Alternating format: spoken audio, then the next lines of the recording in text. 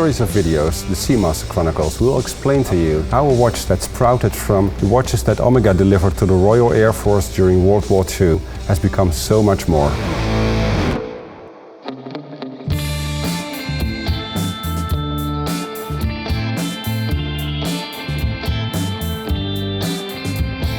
The very first Seamaster was introduced by Omega in 1948. It has grown to become a collection, a large collection in fact, in which you can find not one iconic watch or two iconic watches, but a host of iconic watches. I think most people know someone who has inherited a Seamaster from their father or grandfather. That could be either an elegant dress watch from the 1960s or a big and rugged professional dive watch. This year, 2018, Omega is celebrating the 70th anniversary of the Seamaster and also the 25th anniversary of the Seamaster Diver 300 meters, which is also known as the James Bond watch. In this second video of the Seamaster Chronicles, we'll be talking to Omega's president and CEO, Raynald Aeschlimann, and auctioneer Thomas Perazzi about how the Seamaster became an icon.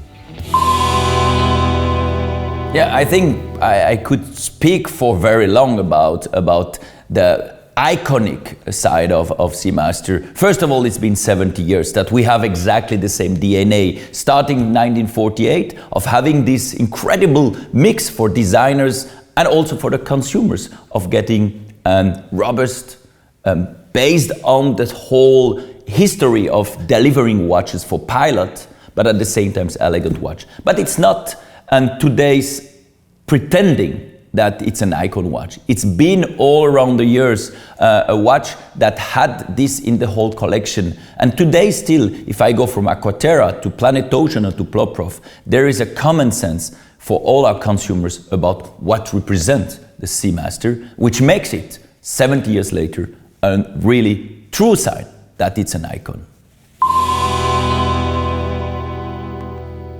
You know, it's for Omega, today's world, one of the most important pillar of our brand, representing its own DNA, representing through many, many models, a very inspiring design, a very inspiring technology, but at the same time, very elegant watch that you can wear on a daily basis. The spirit of creating an all-rounder is still so present that it makes it probably the most prominent example in the Omega world of what the people 70 years ago wanted to reach.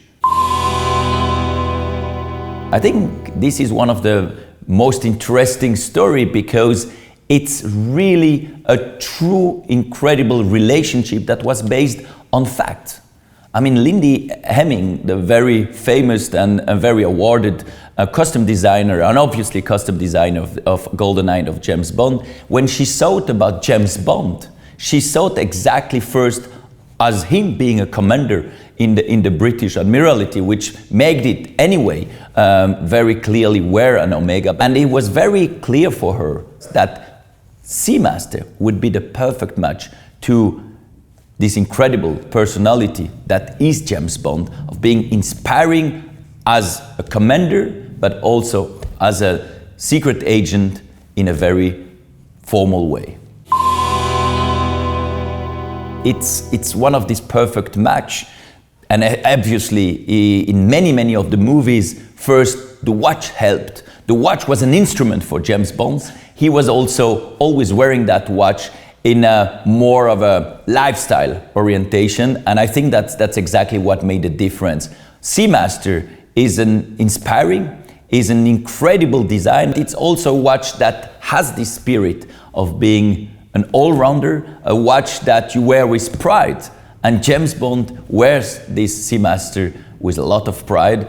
And the success so far of having every movie bringing us more attention, bringing more sales, bringing us more relationship to James Bond as a character is a sign that we're on the good way of getting to the next level for the next movies. Does it do anything? It tells the time.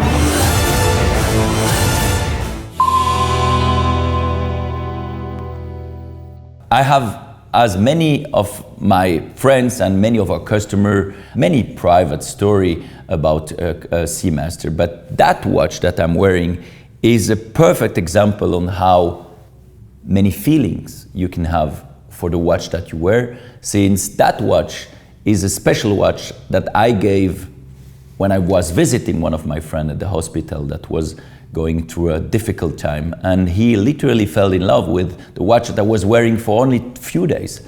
And I decided to give him as a symbol of our friendship. And that watch followed him for many months into his recovery.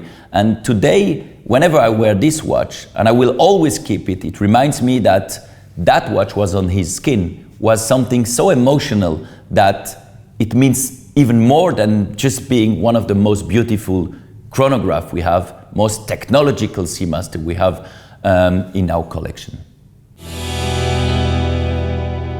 You know, at Omega, we have many icons, and I think that what is very interesting with Seamaster is the whole family feeling that we have, and that's why we have at Seamaster not only one model, we have many families, but they all are in balance. A balance between the past and the future, a balance between the technologies that we can introduce, the balance finally about the spirit, the DNA of that line, which makes it so special. Robustness, technological, beautiful, and elegant.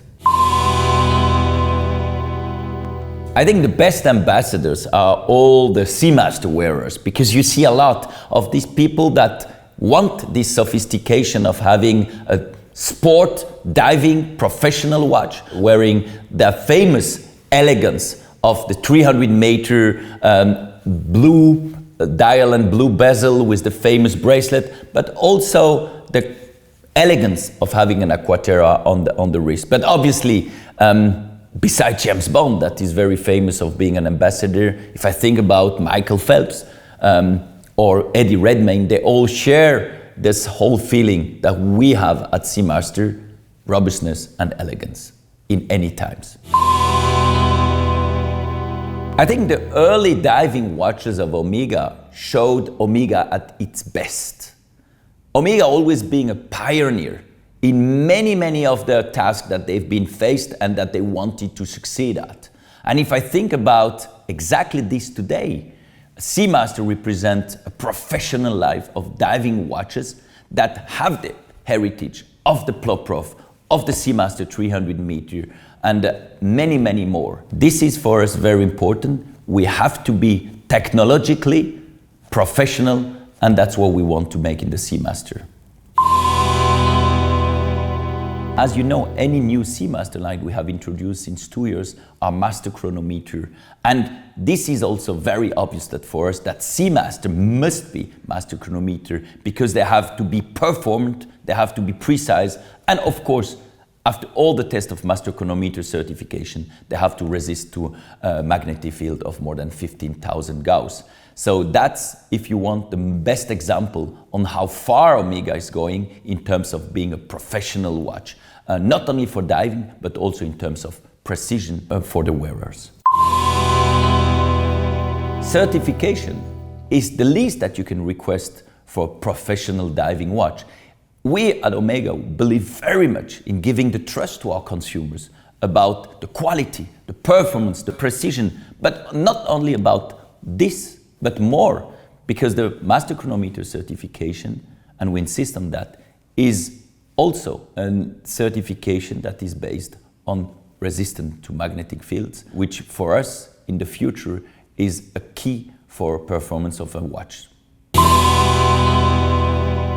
I think it's quite obvious and very much in our spirit at Omega that we wanted for this new 300-meter Seamaster Diver watch all the key components first of precision, with having that as a master chronometer certification, but also to link the design to our incredible technological advance that we have by working with ceramic. As for the dial that we have the wave being engraved on ceramic, the bezel that is also ceramic, and for the two-tone watches also having the technologically of Sedna gold. It's very important that for our consumers buying these watches, that they also get to all these technological features that are so important for the future, for the wearers. That's why we are very proud of offering that all into that watch that still has the DNA and the look of what was invented 25 years ago as the new Seamaster Diver 300 meter.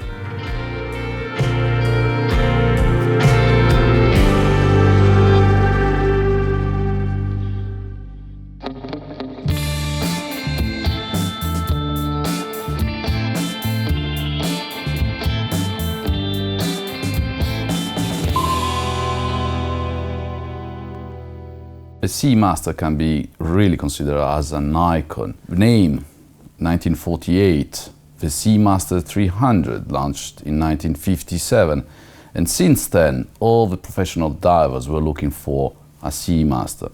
Then if you look and think about names like Janus, Comex, Jacques Mayol, they were all great names in the 60s, 70s, 80s, and they were all associated to the Omega Seamaster. The Omega Seamaster is something that you cannot live without. Any serious collectioner should have one in their collection. The history, the trends, the designs from the 50s, late 50s up to today, it's just amazing. And we all believe that the Seamaster 300 is really considered as an icon. Find examples in great condition today is quite difficult. And when they appear at auction, they all achieve important records sometimes, or important prices. We do have some examples recently sold at auction where we do have a Seamaster 1000 meters prototype with a mega quartz movement, or the iconic 2513 with the so-called lollipop second hands in great condition. Collectors really fight to have it in their collection. But I would say at the end, the timeless design, evolution, the Seamaster 300 is definitely an icon for every professional or even amateur diver. Its design is timeless, it's absolutely user-friendly, is, I would say, a companion in your also daily life. That's why I really think the Seamaster is an icon today for collectors in every country of the world. Traveling for Phillips, I have a chance to meet international collectors. And when we start to talk about Seamaster, of course, two models really come up. And first is the Seamaster 300 reference 2913, the first one with a revolving bezel, with a broad arrow, hands. The second one, I really would say that is the Pro Prof, such an icon. Definitely Pro Prof is a demanded model, an icon as well for Seamaster, and tested by the Janus projects. Then Comex as well tested this model, this case that is a monocoque in stainless steel with this incredible red oversized button to release a revolving bezel. It's a first world premiere for watchmaking, something that the divers have never seen before, and it was extremely useful during a high diff professional diving. So I really would say that those two models are the most sought after by collectors. Then if you take, for example, the Seamaster 300, you can find examples that were delivered to the British Royal Navy armies, also to find examples in good condition. They are always company. We can find Pro Prof delivered to the Comex company as a prototypes to test. Sometimes they appear at auction, or also the first models that were made in titanium case as a prototypes. Those examples are extremely rare, and when they come up at auction, collectors, they really fight for them. When we think about the Seamaster 300 also, we think about James Bond, the famous British Secret Service agent called also 007. Since the first Pierce Brosnan movie in 1995, he was wearing a Seamaster 300. When we do have the chance to come across an actual watch worn by the actor, collectors really fighting for them. When we have a chance to come across Seamaster 300s actually worn by the actors, the final price achieved by auction houses are just beyond any kind of expectation. Associating an iconic watch with an icon movie or an icon character is the perfect combination for every kind of collector. Personally, I would love to collect all of them, but if I have to pick one, I would pick the Pro Prof. As I said before, such a completely extraordinary diver's watch, something that the watch industry haven't seen before, and his, let's say, bulky design, his strength, also the selection of steel or rubber straps that was available, so the nice presentation case that was the watch when it was launched was offered, is an icon for me of the design from the late 60s or beginning of 70s. The oversized hands, the orange hands, this deep blue dial is something really charming in my point of view.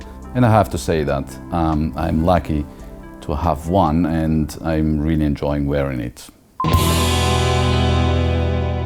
Of course, when we talk about Omega, we do have Speedmaster, but of course Seamaster. Since my childhood, I was always been aware about the Seamaster models, and I have to say then when the Bond movies were out, that was really a boom for every kind of collector to get a Seamaster 300.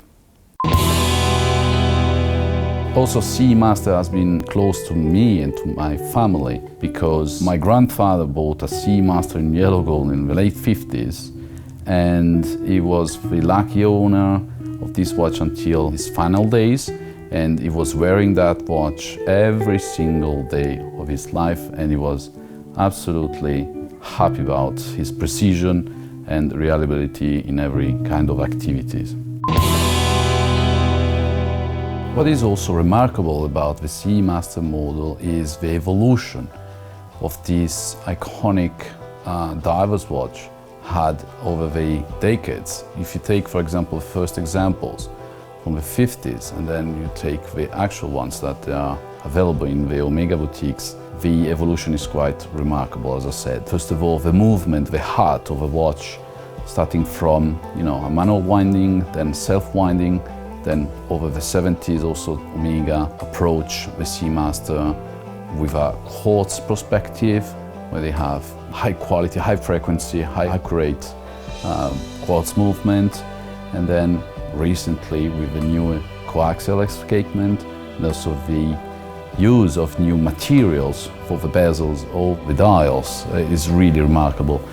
Few other brands did that in a model that was in production for over 50, 60 years.